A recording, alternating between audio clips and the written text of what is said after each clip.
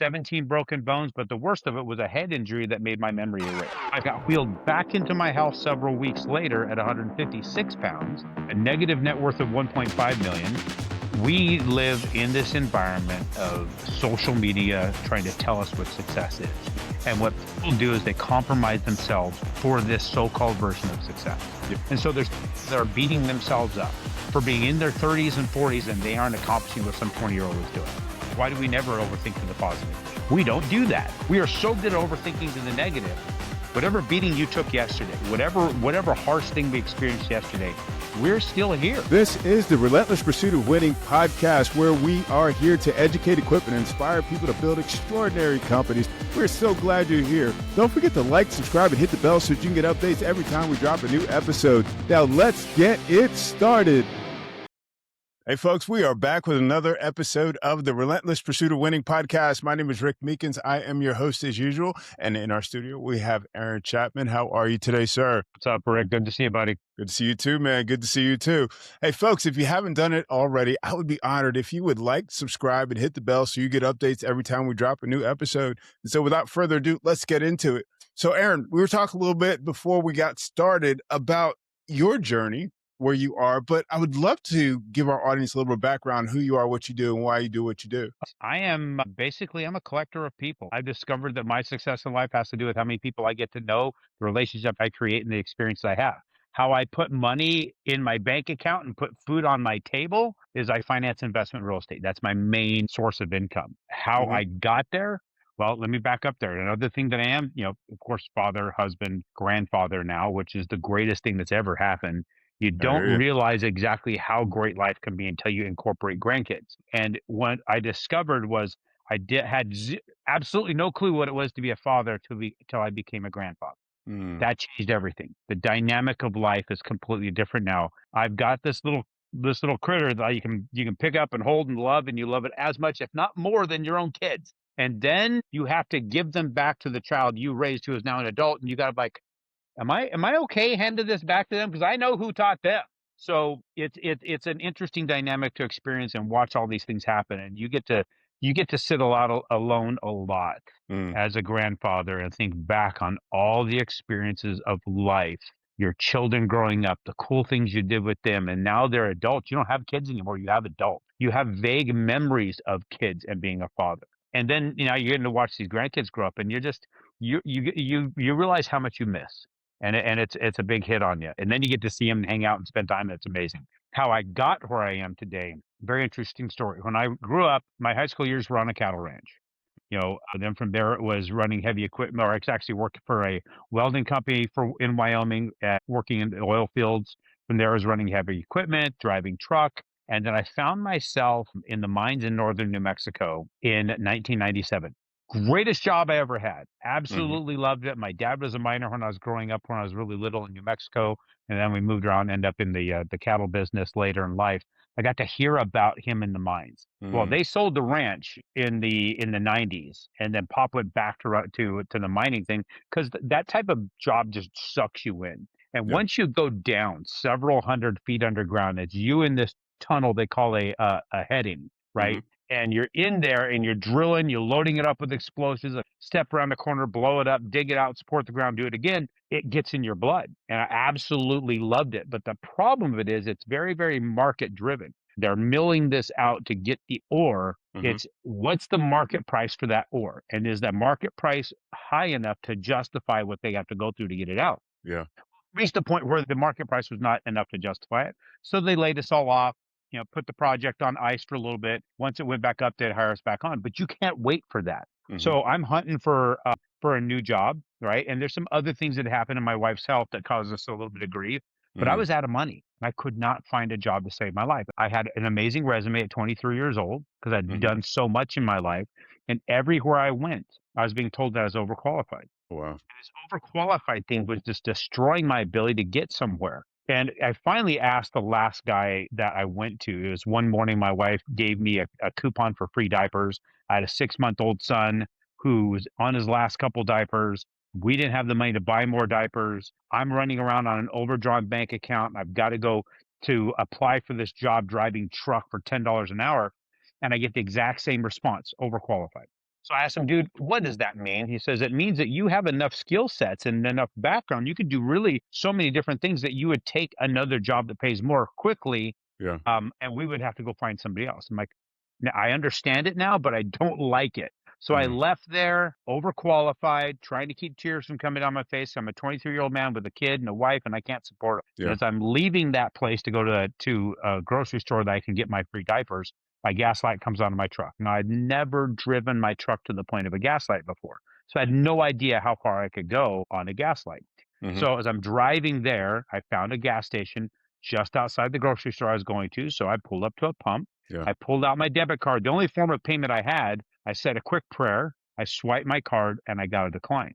So it felt like my prayer was unanswered. Mhm. So I rifled through my truck praying for a lost dollar. I found some coins. I Mhm. locked the doors, and I walked that parking lot for seemingly 2 hours to find enough change to get a couple gallons of gas. Now, Yeah. this is 1997, right? People still carried change, and gas was under a buck a Mhm. gallon, so which was awesome. So I finally get that settled, solved that problem. Now I go in to find these diapers. I found the diapers. I'm standing in line, and I don't know how to put a person in these shoes of what it feels like to be in this position. You're looking around, make sure people are not noticing you picking up pennies, right? Then you go in to find these diapers and you're standing in line with a coupon to pay for the only thing you're standing with. There's a feeling that comes in that environment about how you feel about yourself and your ability to provide for yourself and your family. Yeah. And as I'm leaving that store with my eyes down, not trying to engage anybody, I got to hear the worst thing I probably could have heard at that time. And that was my own name. Somebody recognized me in this position. Yeah. And this guy's name was Keith. He used to run the office where I ran heavy equipment at. He asked me how Mhm. things were, and I sugarcoated the shit out of it. I did not want him to know the circumstances that I was in. Yeah. But he told me, he goes, he took mercy on him and said, we should go to dinner. I'm like, well, I'm not in a position to afford dinner right now. He goes, no, I got a gift certificate from a client, and my client used to run the office. He goes, yeah, I'm in this thing called the mortgage industry. I'm like, only thing I know about mortgages is on TV. There's an old man and an old lady with a farm losing their farm to this thing called a mortgage. So I'm not really sure I like the sound of that word, but let's go to Mhm. dinner and let's talk. So he took me to Red Lobster, me and my wife both. We sat down, had a great conversation, and he shared with me more about the industry. Gave me a business card for a branch manager of a broker shop. Yeah. Called that guy, and within a short window of time, I cut a foot off of my hair, shaved. My mom bought me some business-like clothes, and I started as a telemarketer in December of 1997. Now, fast forward by 2020s, probably 2017, 18, 19, I hit in the top 1% of the industry. I was ranked number 7 in the United States of several 100,000 people that do my job, ranked Yeah. number 1 as a real estate investment lender as far as a loan originator, and accomplished a lot of things because I was willing to take that beating and move through everything. Now, a lot of beatings since then, significant beatings, but the end result has been spectacular. What do you mean when you say take those beatings? I mean, obviously, most of us are many of us are entrepreneurs and, we go through our stuff. I mean, what are you referring to? Well, day-to-day life can be a beating, right? Just getting up and you're solving problems. In my business right now, I'll get into more specific ones, but in my business today, as I'm the executive vice president of investment lending for a national company, I have a book of business that comes in through my brand and through all that I built over the years. Mhm. But I've got a staff that handles all the day-to-day stuff, and they reach out to me for it's a problem. So when you're talking about problem related business and you're always solving problems, I literally feel like I'm running a hose on fires I didn't start all day long. And I'm sitting in a confessional dealing with the sins I didn't commit all Mhm. day. So when you're being hit with that as an entrepreneur, it feels like that your entire business is failing because you're only dealing with problems. Yeah. That's it. So there's a Yeah. mental process that you have to do. Real significant beatings. 2008 comes around, right? And we all remember where we were in 2008 when everything went to Totally. hell. What happened to our resources? Now, I'm coming up into August of 2008. Mhm. My business was still working. I'm still making a decent six-figure income because of the amount of business I had coming in, Mhm. but it's rolling up on August 8th of 2008. Eight's always been my lucky number. So it's 8 of '08. I'm like, I'm going to go do something for me. So I'm jumping on the Harley. I'm heading out of town for 3 days. I'm going to clear my head. Mhm. 15 minutes into this ride, I'm in Arizona, right? And then you're talking about noon. You know what the heat's like. Mhm. Well, I'm cruising I down the road, know. and there's a 17-year-old in his father's vehicle. It's a Ford truck. He's not paying attention. He puts me into another vehicle at 80 plus miles an hour. No. I went flipping down the freeway, and it's very rare that I wear a helmet, but I put on a helmet that day because I was getting ready to head to New Mexico, long ride. I Yeah. hated helmets because when you're driving, when you're running at 80 miles an hour, feels like it's peeling your head off. Yeah. I went flipping down that road and I laid on that black freeway for about 20 minutes as they're working through this long weekend traffic to get to us because I was right at the exit that was 2 miles down. So they scraped me up, take me in, had significant burns, significant road rash, 17 broken bones, but the worst of it was a head injury that made my memory erase. Oh my gosh. So I find myself waking up in the hospital, full beard. I didn't have a beard at the time. In fact, I couldn't grow one. I had a piece here, it wouldn't fill in. I tore up that side of my face and it filled in. So that was awesome. So Uh-huh. full beard. And then my memory had recycled quite a bit. I had to train myself how to walk. I did be trained how to walk again. And then, of course, the multiple surgeries to go through to get that done. So when I came back from that, I left my house that morning on August 8th at 190 pounds, Mhm. 6'1", 740, 760 credit score, something like that, net worth of about $4 million. I Mhm. got wheeled back into my house several weeks later at 156 pounds, a negative net worth of 1.5 million. I had a credit score in the 400s, and I had a memory to recycle every 3 to 4 minutes. So when I'm crawling back from all these things, we're dealing with a complete shift in the economy. Mhm. The average person's losing a lot of things, right? Their Mhm. job potentially, their assets, their Mhm. home, and they're dealing with creditor calls. Mhm. But when I got those creditor calls, I got a bit of a blessing in this whole situation. When they would call me to ask me what's going on, ask if they had a fax machine, I'd send them my first week's medical bill was $1.7 billion. They'd immediately back off, say, "How can we help?" I was able to not have the pressure that most people had, and I was able to negotiate with every creditor to get things squared away. But then I come back to the industry in 2009, start to rebuild the business. There's two people left in the referral source arena that I was working with that were still in the real estate side. They would call me up, give me a referral. I would take that referral, I'd write it down on a pad because my memory would take things, wouldn't remember stuff. Mhm. And I'd call that person and take notes. Often I would look at my pad and there would be a name sitting there. So I would make that phone call. And like, we just talked. I'm like, what did we talk about? And I would explain to them what happened and why they were dealing with this phone call a second time. And I take very, very good notes. Now, I lost a lot of clients, but I Yeah. retained a bunch of them because of the honesty, even though they were, their larger transactions trained being risked with somebody who doesn't remember every but a few minutes. But by doing that, I trained my brain to be able to remember again, and the patience of the people referring business to say, "Hey, go check your pad, write this down." They helped me get to where I need to get, and since then, I was able to build up a really solid business. Got into the real estate investment financing piece. A lot of people coming into Arizona Mhm. redid that. I was doing it in 2003 up until 2007, then 2009, actually 10. They're coming back, buying up a lot of houses post crash. Yeah. And then I started a partnership in 2015 with a guy who was kind of like a mentor to me. He was one of the gold standard in the industry. And within 6 months, he destroyed the partnership, took everything, and disappeared. And I had to start over again. What? But what was awesome about the start over, I learned a lot about what this guy was doing. The guy was intelligent. He was really, really good at what he did. But Uh-huh. that I understood more systems, and I didn't freak out about him. I'm like, okay, yeah, that sucks, but that phone's still going to ring. I still have clients coming in. What do I know now that I didn't know before I worked with him to be better at what we're going to construct? And I sat down with my little team and we started building this out. And when that phone call rang again, we started taking on a deal and building and building and building. Within the first 6 months, I was number 9 and then number 1, and then became in the top 1% of the industry and just grew. So Yeah. by the grace of God, did that experience actually benefit me? He could have benefited significantly keeping the partnership, but he went and did his own thing, which is fine. And I don't know where he's at today, and I don't know what he's doing today, but I think he retired and went on about his life. But I Mhm. built something significant because of the things that I learned from those lessons. So Mhm. what I let people know is there is this big ominous foot that you can't see walking around that is going to kick your ass. Mhm. And what you need to learn is when it kicks you, a lot of times it propels you. You just have to get back up. You're going to land, you're going to bounce, get up and start running again. And you'll be further ahead when you take that beating and learn from it and grow from it and push forward than if you lay there and lick your wounds and let everything pass you by. Keep moving forward. The whole world's moving. You need to be moving. The longer you take to recover, the longer it's going to take for you to be able to get ahead of it. So get up and keep moving now. Because a lot of times those beatings actually propels you in the direction you need to go. And I've learned a lot by taking a beating and then going down the path that it led me and found, oh wow, that actually put me where I needed to be. Mhm. It was some of the best things in the world. That motorcycle accident changed my life. It was the Mhm. greatest education I could have gotten. Now, it was significant. It was not an easy thing. It's decades of pain that came from it. But what I got out of it mentally was beyond anything I could have gotten on my own. Outstanding. So tell me something. I mean, you're talking about this taking these beatings, getting up and getting going, but that's I mean, it's great in theory. It's kind of like college. You go through and you read all the things, but there's another part to that, which is actually doing it.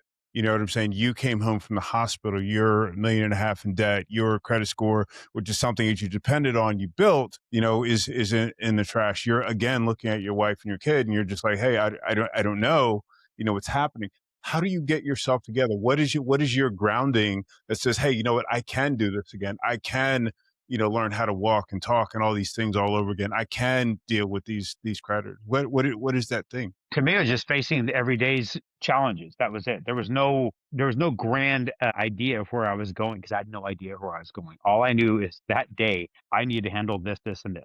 And so when the noise of everything else got shut down, the only thing I could worry about was learning how to walk again. That was the first thing, right? Hmm. And from learning how to walk again, it's like, at what point can I go back to working, right? So then I had to figure out where does that come about. And then I go to work again in my industry, and I wasn't going to change industries. A lot of people say, hey, you might want to go do something else. I'm like, I don't know how to do anything else other than manual labor, and I'm not in a Hmm. physical position to do that. Yeah. So I have to go back to what I was doing before, which is using my brain.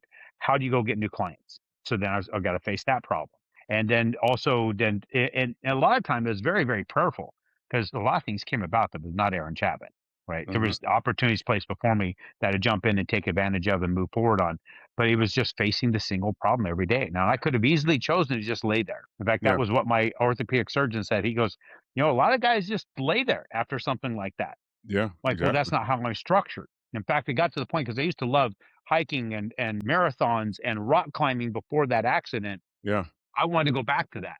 I wanted to go back to that so bad that it wasn't but a couple of years later, about a year and a half later, I ended up running a tactical rescue unit for the sheriff's office, rescuing people out of the Superstition Mountain. So I did that for 9 years afterwards, right? Went back to something I enjoyed, being outdoors, doing the hiking, doing the rock climbing, doing all the off-roading, but now with air support. So it was a really, really cool environment. But it was taking and deciding every single day, what am I going to do with today? Now, sometimes it wasn't a conscious decision, Hmm. but it's also just knowing I'm not gonna sit here and allow this to win. I couldn't. I couldn't let it win. And I think that's kind of the resilience I'm trying to give people when I put out this book Yeah. is you gotta decide that you're not gonna let the circumstances win. You're gonna Yeah. put pressure on the circumstances and make them bend to the point where you need them to go, because that's all it is. It's just a strengthening opportunity for you by taking whatever beating it is, and you get to decide for yourself, is this gonna overwhelm me or is it not? Is this something that's trying to keep me from going down a specific path? I should take another one, or should I put pressure against it? Those are a decision you have to make. And I think that we as mortals, who are making decisions personally just by ourselves, you're more apt to make the wrong decision. But if you're working with somebody closely, right, whether it be your spouse or business partners, and I would say the greatest partner you have is God Himself, and you're Hmm. involving them and trying to reach a consensus, and sometimes just allowing things to be and just saying, Hmm. I'm going to solve the problems as they come, and I'm going to keep pushing forward on this particular objective. You get to learn a lot of things. You get to see things come about by doing that, and it's, I'd say, conscious decision, and then sometimes a lot of unconscious decision to accomplish what you want to accomplish, and sometimes we don't know what that is. Yeah. Yeah. Yeah. So I heard two different things. So where I think in my mind, I'm thinking, 2 weeks, 3 weeks down the road, okay, what do I need to get accomplished? You're saying, hey, you know what? I'm looking at today. What do I need to accomplish by the end of it today? Or what would I like to get done? And then the other thing that I heard without you saying it really is that you had a belief that whatever circumstance you were in, it wasn't the end. You had a belief that there was some future. You had a future orientation that said, hey, you know what, I'm going to get up and I'm going to climb mountains again. I am going to walk with my kids. I'm going to carry my grandkids. I mean, that's huge. You know what I'm saying? Because I mean, we hear stories all the time about people that are just like, I'm completely overwhelmed. I don't know what to do. I don't know where to go. I'm going to die now. How do you maintain that? How do you maintain that? Hey, you know what? I can move forward. I can grow. I can learn from this circumstance. What do you do? Where does this come For me, unconsciously comes more from a faith-based scenario, just from growing up in a very, very, very faith-centered household in my family, from? Hmm. and then seeing some things in action. I mean, let's go back to the debit card, right? Hmm. Said a prayer to have my debit card accepted, and it Yeah. didn't get accepted. Right. Some would say that, and I was thinking that was an unanswered prayer. But then think about the subsequent events of the next couple 2 or 3 hours. the timing. I'm picking up coins, and how many coins scattered over that parking lot would determine how long I was out there and getting enough to be able to get the gas that I need to get home. Now, whether there was people that dropped a bunch of coins, I could pick them up faster, get my fuel, get my diapers, and get out of there and not run into Keith. Mhm. I could have been out there longer, moving around out there, picking up my coins. Keith could have come and went, not seen Keith. Yeah. Keith could have not had to go shopping that damn day, Yeah. right? Yeah. When you think about all those things, look at the way that the prayer was answered, because meeting him, there's no way in hell I was going into the mortgage industry, and there's definitely no way I'm going to become a telemarketer when Yeah. I was grown up to know that I was going to work with my hands and my back my entire life.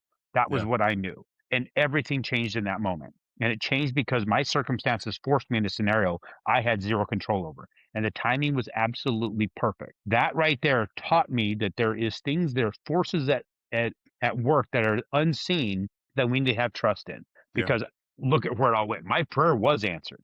It was answered so spectacularly. So looking at those things, recognizing those things in our lives, and paying a close attention to the little things. What we don't know is what we've avoided in life, because there's things that happen, like when you're driving down the road and you forget something, you got to try and go back home, and you're like, man, now you're frustrated. But if you can get to a point, you let things go and say, maybe there's a benefit there. Yeah. Maybe I avoided something because of that. And Yeah. it's happened to me many times. And living in a position of gratitude and trying to get to the point where you feel that way, no matter what happens, always overthink to the positive. Now, I've had somebody ask me that, why do we never overthink to the positive? Her name's Andy Yatch. I'm like, that's an amazing thought process. We don't do that. We are so good at overthinking to the negative, and you struggle with it all the time, but I'm trying to do that Mhm. constantly. And then another thing that changes my life, has been a major change in my life, is taking control of my mornings, taking control of my day. My alarm goes off Okay. at 4:30 every morning. I get out and I'm moving around, getting my body moving, listening to things that are of a spiritual nature, having a conversation with God as I'm walking around. Yeah. I've got 2.5 acres here, so I'm making laps, right? 7 laps, gives me 900 steps a lap, and I can have that conversation at the same time, then work out and take control of my day. Mhm. And the best I can offer anybody asking those questions: do you have a relationship with your maker? Mm. Do you have relationship with forces that are greater than us? Are you putting trust in whatever you want to call it? Call it God, call it universe, whatever you feel like calling it. I want to call it God. I'm going to say that I have a Father in heaven. I have a Savior in Jesus Christ. There's a Holy Spirit communicating to me. That Yeah. I want to say, because I believe that fully, to the extent that I know that it's there, because I've had those conversations. Yeah. Closer I get there, the easier it is for me to deal with what I say in here, because are these really that hard to beating? Whatever beating you took yesterday, whatever harsh thing we experienced yesterday, we're still here. Yeah. And I think a lot of times people don't want to be here. Yeah. So you need to define what would keep you here happily and willingly. And a lot of it, I think, that is hurting us as humans, as a culture, and as just individuals, is what are we looking at on our phone? What are we seeing in front of us? What are we looking at on our screens? What are we allowing the external parts of the world to influence us to decide what we want, when in reality we don't want it? Yeah. Yeah. We really don't want those things. We think we want those things till we get those things. Like that, I put all this time, energy in that for what? It doesn't do anything, right? I love watches. Mhm. I've got some that are $100,000 watches, right? And what it felt like to put that on my wrist and wear it for a couple days? It felt like freaking Tuesday. It does not change your life at all. I've driven an extremely expensive vehicle, and it doesn't change anything other than it feels like Tuesday. I was like, okay, that was cool, but that was it. Mhm. Mhm. The only thing that has changed me significantly is my relationship with deity, and it's a constant thing. What Yeah. you'll find all the time is that every day you might know, there's many days you will not feel as close to God that day as you did the day before. Mhm. And when you come to the conclusion who moved, then you can Yeah. get back to where you need to be to get close to them. But then you get the experiences of other people, us right here, Yeah. being able to communicate with you, having a relationship, be able to know Rick, right? And who knows where I'm going to run into you face to face, but now I know Rick, and we get to have an experience. And I know that the only things I leave this life with, and coming to this conclusion as well, was huge for me. I leave life with only with who I became through it, the Mhm. relationships I built, and the experiences I had. That's Mhm. it. I don't Mhm. get to take the watches. I don't get to take the cars. I don't get to take the money. I don't get to take the silver. I don't take the gold. I don't take my gun, the ammo, none of that. I get to take you with me, the Mm. experiences I had with you. my grandkids, my kids, the other people I did business with, the friends that I've developed relationships with, and the things we did together. We get to talk about that forever and build Yeah. on it more. I believe that we go on this life to experience more. We just Yeah. have to shed this mortal existence because you need to learn certain lessons here. And a lot of those lessons are in spite of the physical environment in front of us, there is an environment that's bigger that we need to put more trust in. Absolutely. Absolutely. I love that. One of the things about my experience, with faith in particular is, it's something that, you've got it's like a muscle, you've got to keep working it as you alluded to. And I'm thinking in particular about how you shared about the gas station and you were able to be in the store at the right time to meet with the gentleman, and you say that that was orchestrated. I'm wondering, have you seen circumstances like that as, in your later company? I mean, you talked about, at high level about some beatings that you were taking, but I mean, have you seen situations where it's just like, oh, wow, this is kind of rehearsing. I've already learned this lesson a little bit. I know what's going to happen or something like that. Well, I would say if you look at everything that's going on in your world, you can find those. It's easier to find things like that. So, for instance, other than where I'm at today, because today just in the last month I've seen some stuff. Let's go backwards even further to 2015. I had a team member of mine that I brought her on. She's very, very brilliant, smart girl. But we're trying to build up revenue to be able to start paying her a little bit more. And so I said, hey, but in the first 90 days, we'll see about increasing your income once we start getting some more things established and we see what you're able to do for the team. Well, because then before that 90 days hit, that's when my business partner decided to pull everything apart, destroy it, and I kind of had to start over. And I had to say, hey, give me a little bit more time. But so we can get this thing back up and running. We got it up and running. We hit the 6 month mark. Now we're actually able to offer her something. So I thought, okay, so I came up with a number, right? And it was a 10%, it was I think it was, if I remember correctly, it was a 10% increase in her base and a 30% increase in her bonus, which was pretty significant. It's about $10,000 a year increase. Nice. So I thought this would be great. I was able to put this together. Thought it would be awesome. Shot it off to the one of the VPs. He said, no, this is most we ever do is 3%. I'm like, well, what would it take to be able to accomplish this for her? Because I think she's worth it. He goes, well, I'm going to need a real heavy breakdown. I don't know what influence she had on the pipeline, how she did this. And it took me 2 weeks to put together the presentation for him to Hmm. agree to this, to show that she really warranted this adjustment. By the Hmm. time he was done reviewing all, he goes, okay, we can agree to that. Makes sense now. Go ahead. So I brought her in and I was explaining to her all the things she'd done to help us out and thanking her for her contribution and the clemency on the extra 3 months that we needed because of the restart of the business. Yeah. And then I showed her her compensation. Now think about this, like you went and you went lunchless for 6 months so you could buy your kid that bike. So on Christmas morning, he wakes up and you can't wait to see the bicycle under the tree. He sees it. That's all you want, is just Hmm. all of that was worth it just to see their reaction. So I'm waiting for her response. And I slid this to her. She looks down. She looks up at me. She goes, "That's it?"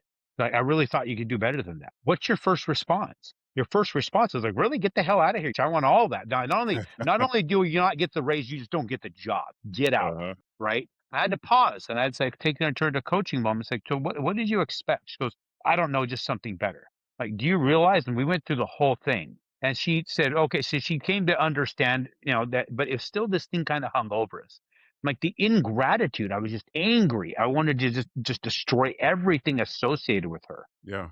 Well, then later that exact same week, I'm driving down the road. I'm exiting the freeway to come to the office. As I'm pulling up to the light right there at the off ramp, there's a guy standing there with his cardboard sign. You know the scene, right? Hmm.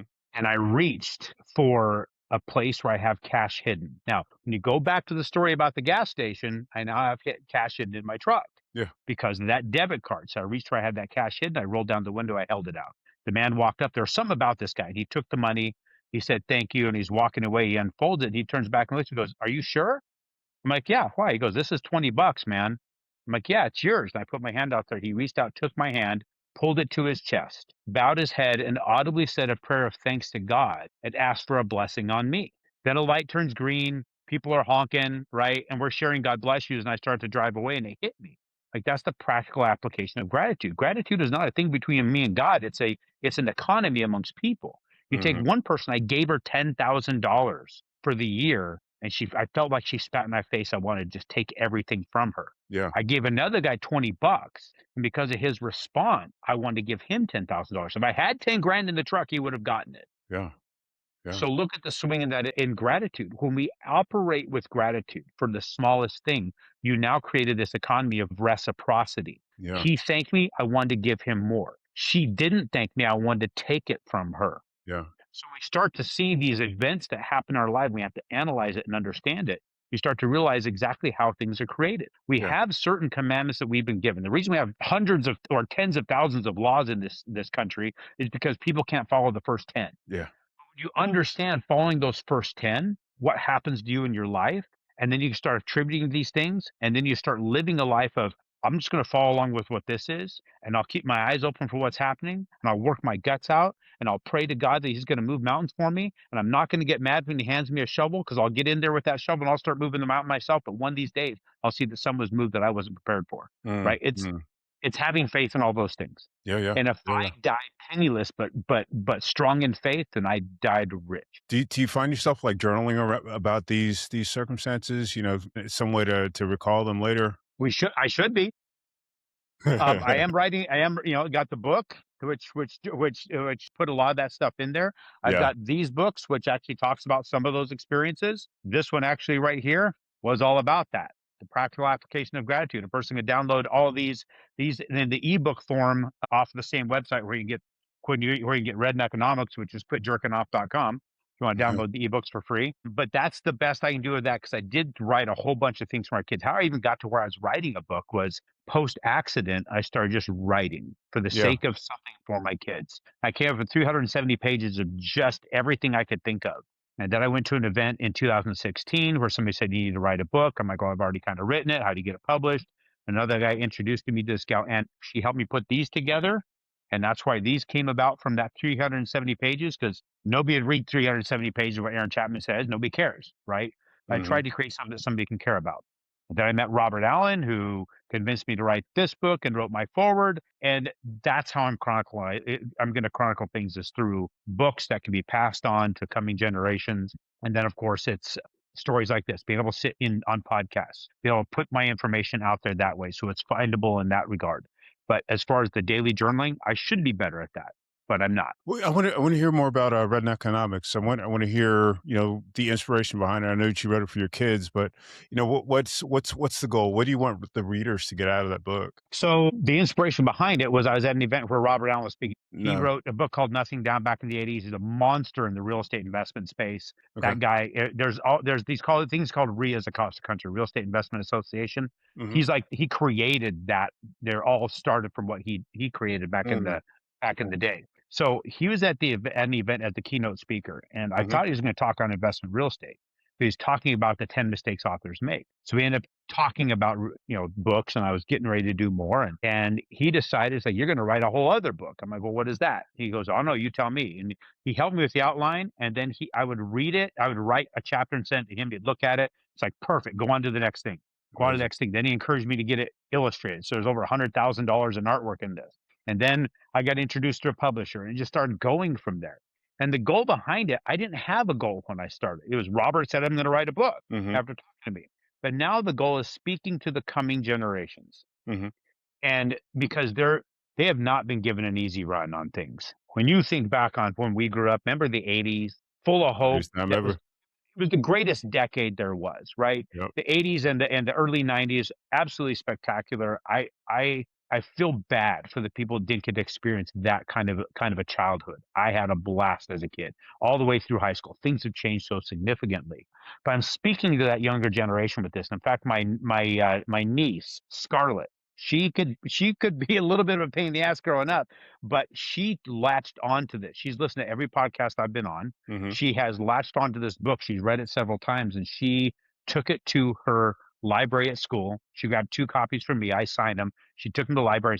They had told the librarian, these got to be on our shelves. No, the librarian read it. She goes, there's a lot of kind of questionable language in here. And she goes, I don't care. Look at this book, this book. Then she starts pointing out books. She went like an attorney, and she finally got that put on the shelf there. And she says, her friends are complaining that they can never find it in the library because it's always checked out. Mm. That's a Mm, big deal to me. The coming generation is being able to read this, identify this, and start doing some internal searching for themselves as to what they need to be doing with their lives. Because I really push heavy on the personal responsibility. yeah. Quit pushing it off and laying blame somewhere else. Because the more you lay blame elsewhere, the less that you are going to accomplish in life because you're saying circumstance is going to prevent you from being anything. Circumstances be damned. You can be whatever the hell you want. You just have to decide what that is. And I talk about that heavily in the first chapter. What is the audience going to grab? What is the most important thing you want the audience to grab from the book? What is success? Because only you can define it. We live in this environment of social media trying to tell us what success is. Hmm. And what people do is they compromise themselves for this so called version of success. Yeah. And what you have in many cases, I'm not saying all cases, but many cases, is people in their 20s that show that they have made it in a way that they're driving Lamborghinis, they're wearing AP watches, and they're traveling the world doing all these amazing things. Hmm. We don't know what their credit card bill is, Yeah. right? We don't know the reality of this. Yeah. We also don't know what there's and AI is getting pretty spectacular at these things too. And Yeah. so there's people that are beating themselves up for being in their 30s and 40s and they aren't accomplishing what some 20-year-old is doing. I don't have an ask for social media. So I'm not going to make money doing that, right? I have to do it with my brain and with my personality, right? And so sometimes it's not going to go to the level that some OnlyFans model is going to get. But people are compromising themselves for the hope of wealth created in something like OnlyFans. And look at the destruction that's happening to people because their idea of what success is what this person's trying to say it is. And because of that, they're compromising their morals, they're compromising themselves, they're compromising everything around them for potential of something that isn't real. So what I'm wanting them to understand, hopefully by reading this, is that you can define for yourself what success is. Doesn't matter what you think it is, what I think it is what they think it is. And they can pursue that with the help of God to get there. And that relationship there is the only real important relationship they have in their personal life, other than their spouse and close family and friends, whatever. But you can lose all of them. But the one you can't lose is your relationship with our Creator. If you can make that and work on that, it doesn't matter what all the other things are. Everything will work itself out. But you also can't take what God gives you, which might be enough to sustain life and have a very good, comfortable life, but you're now discounting it and you're thinking it less of it because of what you're looking at online as somebody else's so-called millions that may or may not be there, or Yeah. billions, whatever it is. And I also have noticed that the more people are tied up in money being their pursuit, the emptier they have been. And I know a lot of these guys directly, and they just seem like empty souls because it's never enough for them. Yeah. Yeah. And I've been in that world. I know what it's like to have never enough, and it sucks. So the direction I'm heading today is a complete different thing because it's the relationships. I may not have a new relationship, but I've got the other relationship I can have the experience with, and having those things to enjoy. The only time it becomes hollow is when I'm by myself and I'm thinking back on the cool moments I had with like my youngest child, who's the only one left at home. And I remember as an 8-year-old, the things we were doing together. She was like a chimp on coke. She was a lot of fun. Hmm. But now she's an adult, and I don't have that relationship with anymore. I have a new relationship. Hmm. We get to reminisce on that, but I miss that little girl.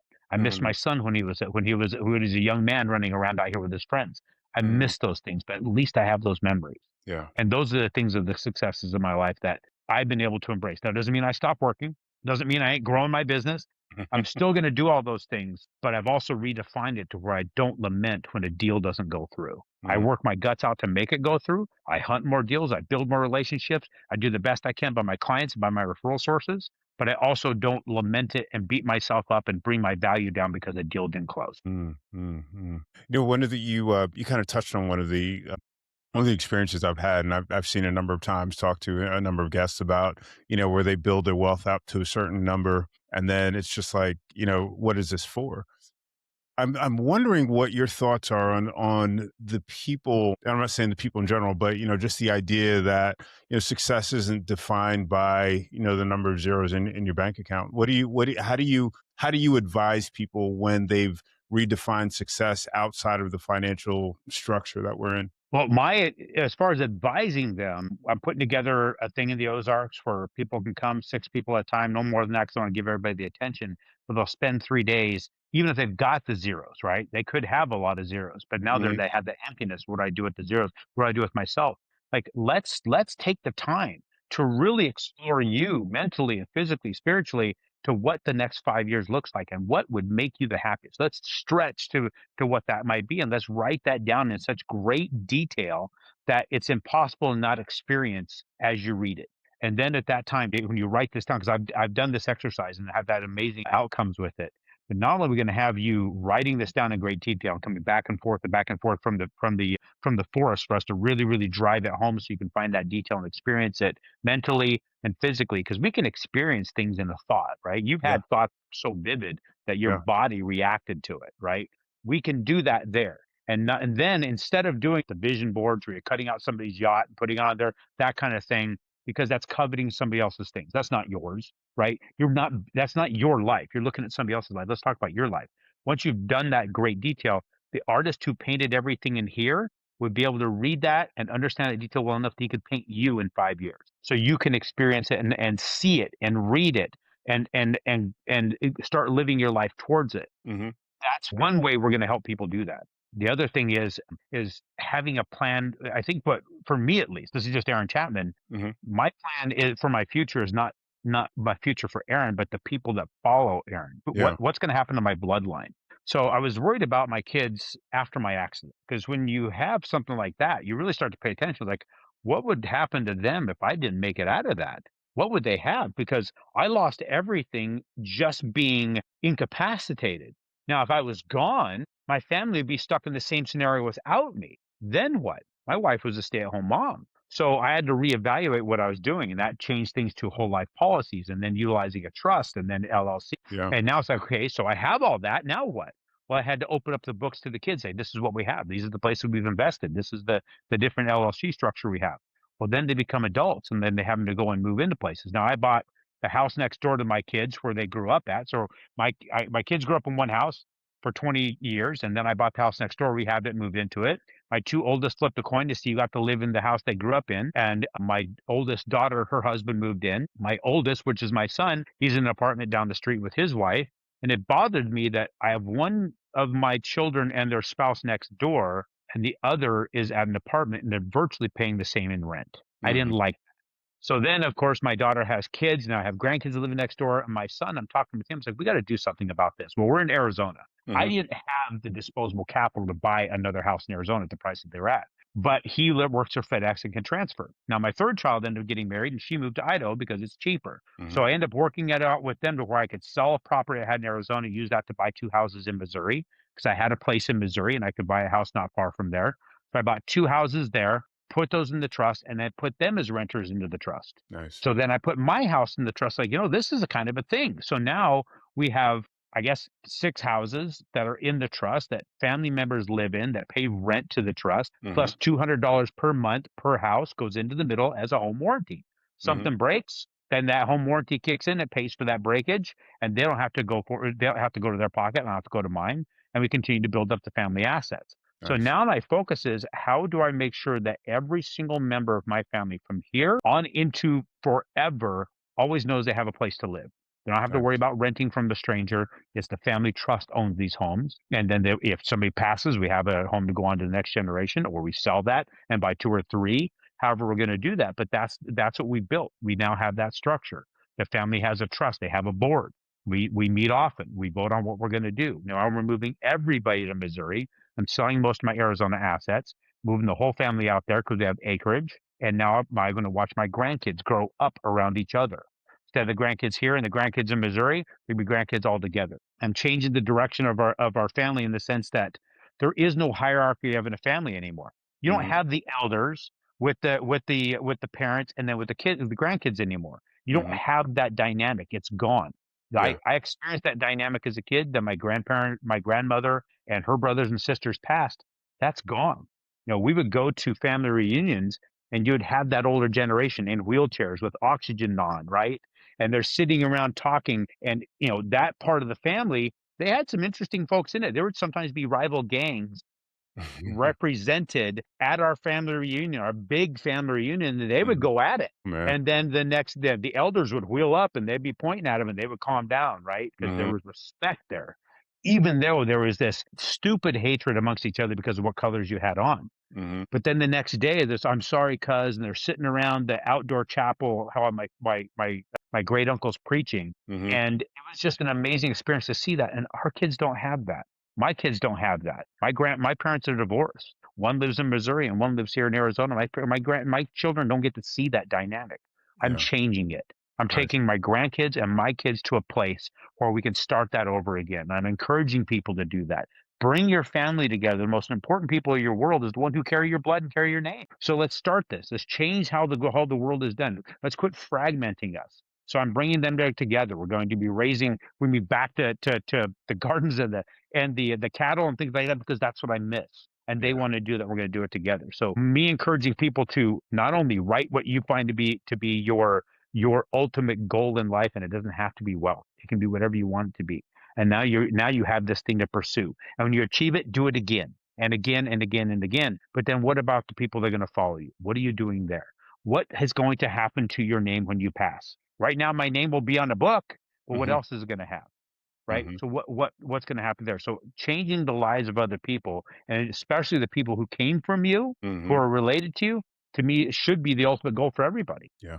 Yeah. Yeah. Yeah. Leaving that legacy. I love that. I love that.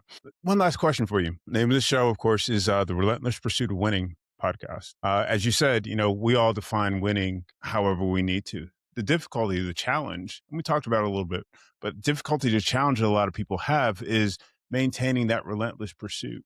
What would you recommend to someone to maintain that relentless pursuit? So I know everybody's different, right? I tell people I get up at 4:30 every morning. I do what I do. They're like, I can't do that, and I can't do that. I can't do. It's like, what can you do? What is the one thing that you will pursue every single day without failure? And so I can't define for anybody what that is. I can't define for them what success is. I can't define for them what happiness is. I can't define what a great relationship is. I can't define any of these. I can define it for me. I can barely define it for my kids, right? Hmm. And they're growing up in what I'm creating. But I think it's what's worthy of pursuit. A person has to answer that question for themselves. Because if it's going to be a relentless pursuit, what is worthy of your pursuit? It's a lot like being in high school and you're attracted to the opposite sex. Is it redheads? Is it blondes? Is it curly hair? Is it straight hair? Is it short hair? Is it long hair? What is it? Right? Then you want to relentlessly pursue what is going to make you happy. You're going to enjoy a relationship with. It's the same thing. What is the relentless pursuit that you want to put forth in your life? What is worthy of your time, your energy, your talents, and your prayers? What's worthy of that is where you pursue that. And then you do it every single day. And there's going to be those days that you're going to have the voice in here that says, get your ass up and move and go after that. That was for me today. 4:30, my alarm goes off. I did not, I've been out of town for 4 days at corporate dealing with executives. And I'm Hmm. tired. I'm like, I wanted to stay there, but no, I said every day I've got to move. I got to spend time with God. I've got to get my body moving. I got to get it exercise, and I got to start my day. So that's what I had to do. I had to have that voice, and that's actually, if you look in the book, there's a picture of it. And my brother actually drew that out to where it's a me standing over me, telling me get my ass up. It's right here. And so for me, it's just a relentless pursuit of what am I going to accomplish today, and and for me anymore, how am I going to further my connection with my Creator every single day? Because what I think is going to make a good day sometimes, if I put it all on me, it's not that great of a day. But I put it all on him, it's amazing and a spectacular day every single time. That's bold. That's bold. I love that. I love that. Worthiness, continuous pursuit, connection with God. I love that. If someone wants to get your book, get in touch with you, what's the best way to do that? So you can go to aaronchapman.com. Just comes directly to me. You can reach out. You can email me at info@aaronchapman.com. Hmm. The book is on Amazon. The audio is on Amazon. The cool thing about the audio, you've got Robert Allen, who's a monster in the real estate investing space. Dolph DeRoos, another monster in the real estate investing space, who's international investor. He wrote my afterwards. They both did the reading for their forward and afterward, and I read the audiobook itself. So you get to spend 3.5 hours listening to me. Hardest thing I've ever done, trying to read my own shit, right? And that took me 7 days to get 3.5 hours done. Wow. So you can do that. You can download that from Amazon. If you can't spell redneckonomics correctly to find it, go to quitjerkingoff.com. You'll find it there. and that way you'll get the spelling. You can order it from that location too. You can, and AaronChapman.com will get you there. But those are the places, best places to get me. You can go to SGOC_Aaron Instagram if you want to connect with me there. But I mean, and if you want to schedule a time to talk, info@aaronchapman.com is being monitored by my assistant Bree. She'll schedule a time for us to chat if you want to get deeper into how do I go about real estate investing? How do I build a portfolio? How do I get my family protected with that insurance, as well as the right entity structures? Hmm. I've got connections with people in these industries that give Hmm. my clients an enormous discount and enormous services to help them really build that foundation to bedrock, so you can build that skyscraper of assets for your family for the future. Because let's just be down with this, right? When I'm building this trust as the Hmm. grantor and the trustee, it's not for me. It's for my beneficiaries. I had to wrap my Exactly. kids' head skull around that. I literally have nothing. It's all going to be passed on to the next generation. Now, doesn't mean I live a bad life. I live an amazing life, but all of it belongs to those who are coming forward. I want them to learn that everything that they do is for the generation coming after them. Yep. Yep. Yep. We're going to be doing the same thing. So I appreciate you saying that. You have a QJO investment tool. Did you want to talk about that for our audience? Yeah, so actually I have a couple things that go by that. So QJO, meaning the quit jerking off investment tool. And you can download on your Apple Play, or you can do it on Google Play. I think yeah. So whatever those stores are, right? For Google and your iPhone. My mind's not working quite right, but you can look up the QJO investment tool. And what's cool about that tool is I wanted to understand, what is a person really getting when they're financing a home? Because a lot of people think they're going into debt.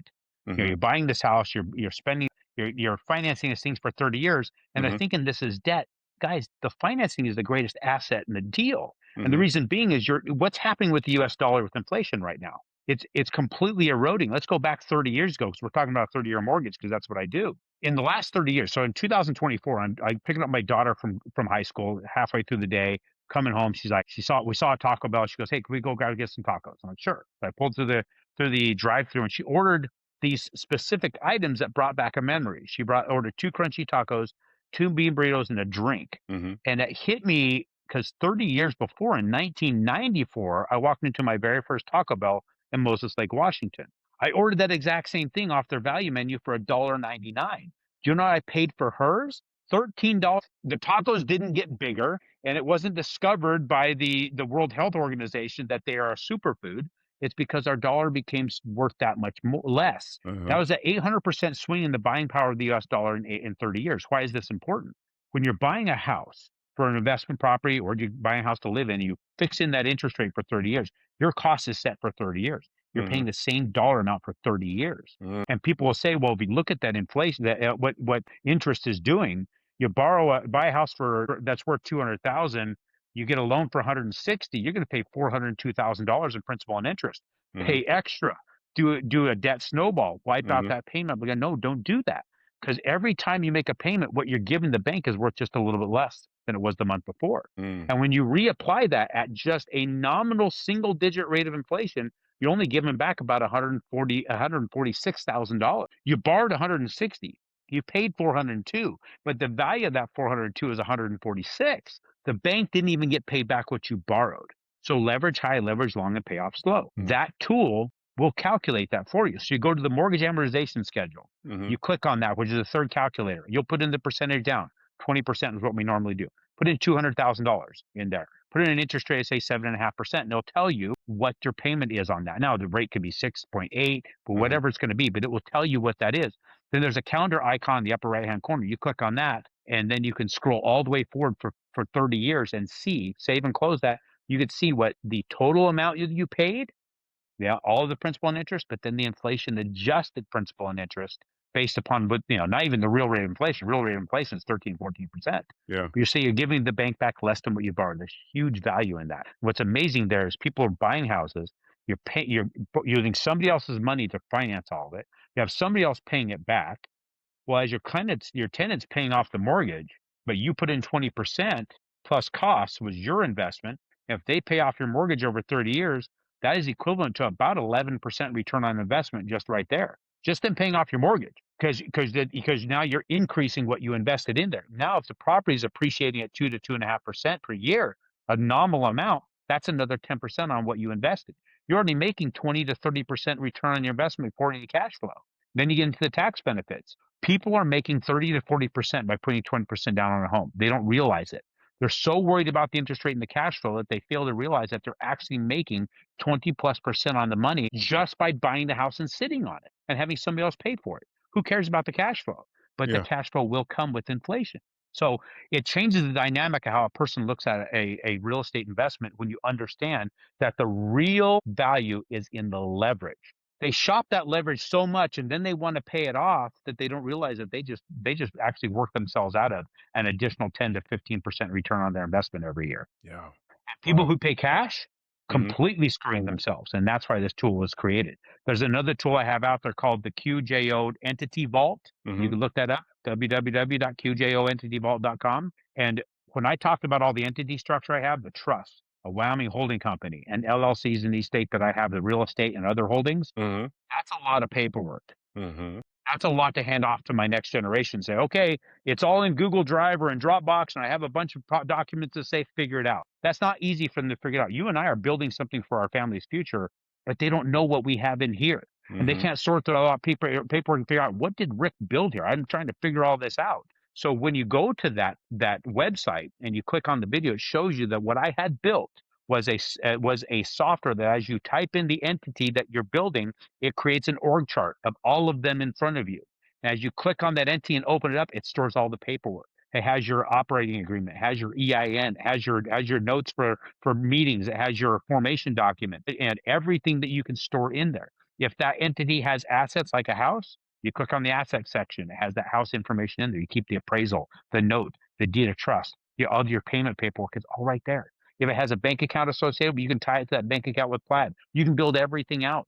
We're in the future going to have documents in there for legal documents to be able to do transactions with it. Because when something happens to me, my daughter needs to be able to log into that, know where everything's at. So I have her right now in charge in the trust of maintaining that whole profile, maintaining the entire system to make sure that nothing gets lost, because I'm not putting all this time and energy into it just for the next heirs, the next generation, not even know where it's at. So we as entrepreneurs, I hate paperwork. I'm sure you hate paperwork. We all hate paperwork. We like going out and doing, not writing down about it. So now I have a system here to make sure it's organized, it's visible, it's easy, and you can pass it on to the coming generation and know that it's safe. I love it. This is great stuff. I will make sure that that's in the show description. Thank you so much for being on the show. This has been inspiring. It's been educational. I appreciate you. And folks, thank you so much for watching or listening to another episode of the Relentless Pursuit of Winning podcast. We'll catch you next time.